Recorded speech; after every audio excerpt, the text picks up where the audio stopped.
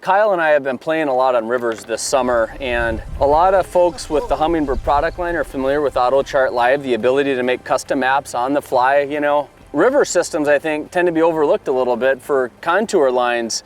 Most big mapping companies don't spend a lot of time on river systems doing cartography. Sometimes they're underutilized fisheries, fluctuating water levels. I don't know what the reason is exactly, but what I do know is it's really effective to have mapping on a river for a number of reasons. So what we've been doing is just simply running zero lines cards, and whenever we come and fish the river, we just simply record our sonar logs to that zero lines card and develop a good base map for the river.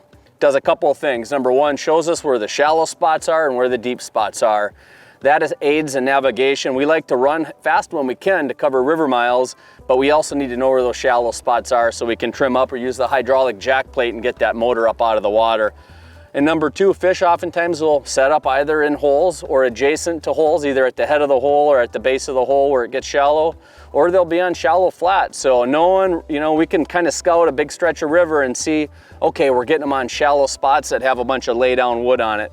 Let's go look for more shallow flats. We can pull up Google Earth on our phones, look at the laydowns, and then identify spots that we want to go to if we only have a couple hours to fish. So safety, and then knowing where the fish are at, no different than a lake or a reservoir. Knowing where the deep water is at, knowing where the shallow water is at, and where that in-between water is very helpful. So you can see here, all I need to do is go into my menu. I'm going to go into Humminbird chart at the top. I'll go to AutoChart Live and I turn it on.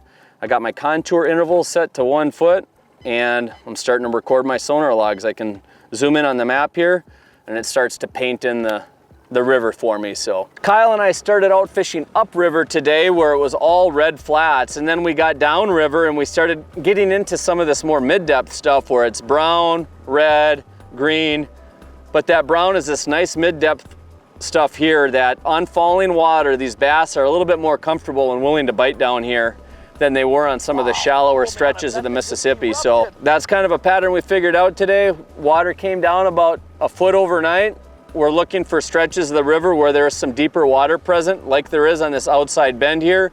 We got a pile of wood up in here. This is fish country, and AutoChart's just another tool to help me find the fish and then also know where I can safely drive the boat.